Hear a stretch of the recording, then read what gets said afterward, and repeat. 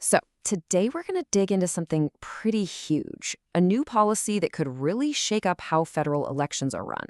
We're talking about Executive Order 14248. Now, this was signed on March 25th, 2025, and believe me, it's a pretty dense document. So, what we're going to do is break it down, piece by piece, and figure out what it's really all about.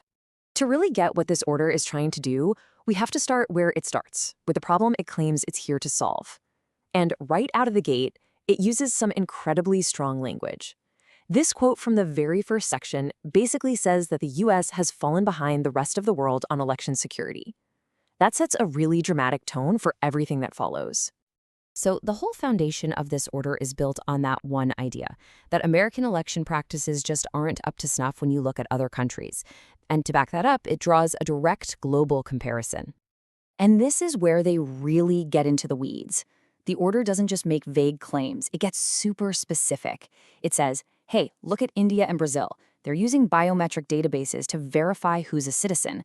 And it contrasts that with the US system, which it calls largely self-attestation. See the picture they're painting? Then it moves on to vote counting. It points to Germany and Canada using publicly counted paper ballots, and then describes the US as having a patchwork of methods with chain of custody problems. And finally, it brings up mail-in ballots, highlighting countries like Denmark and Sweden that limit them, and puts that right up against what it calls mass voting by mail in America.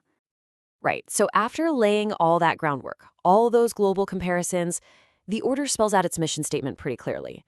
Everything else in the document, every rule, every directive, is all designed to lead to this one single goal: making sure elections are free from fraud, mistakes, or even just the suspicion of them. That brings us to the first major action item, right there, in Section 2. It tackles the citizenship question head-on by creating a new, nationwide requirement for how you verify a voter's citizenship.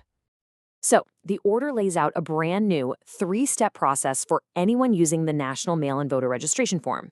It's not optional. Step 1, you have to provide actual documentary proof that you're a citizen. Step 2, that proof can't just be anything. It has to be from a very specific list of approved IDs. And step 3, an election official has to physically record the details of that document. You know, the ID number, when it was issued, all of it. So you might be asking, what exactly counts as proof? Well, the order doesn't leave it to the imagination. It's a pretty tight list. We're talking about a US passport, a real ID that specifically indicates citizenship, or an official military ID. There's a little wiggle room for other government photo IDs, but only if you also present a separate document proving you're a citizen. And this is where you really see the federal government stepping in.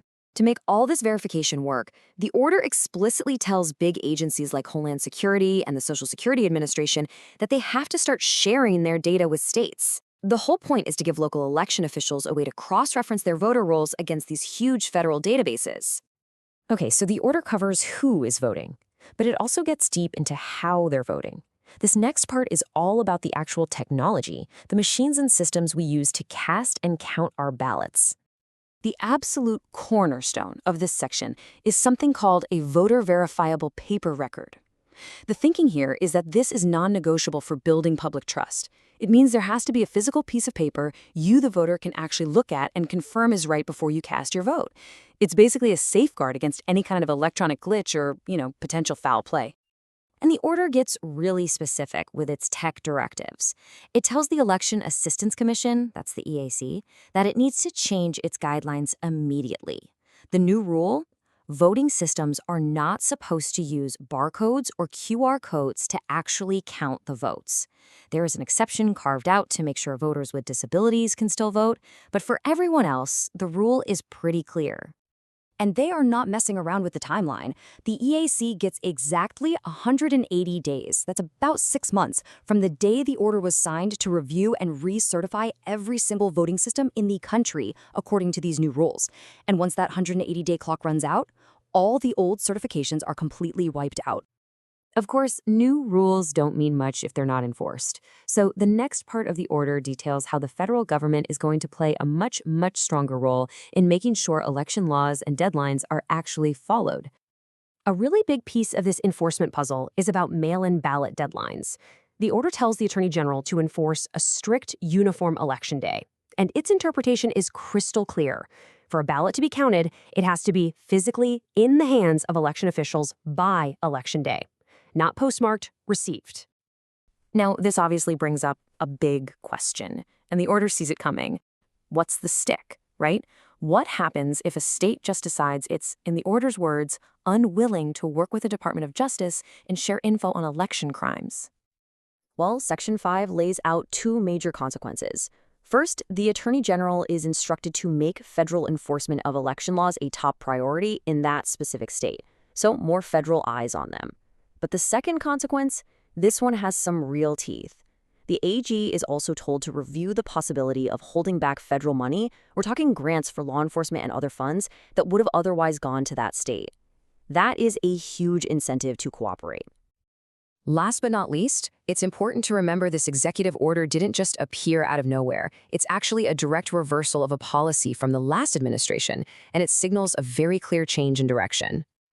And that shift couldn't be more explicit. Section 9 of this new order literally directs every federal agency to stop all activities related to a previous one, Executive Order 14019.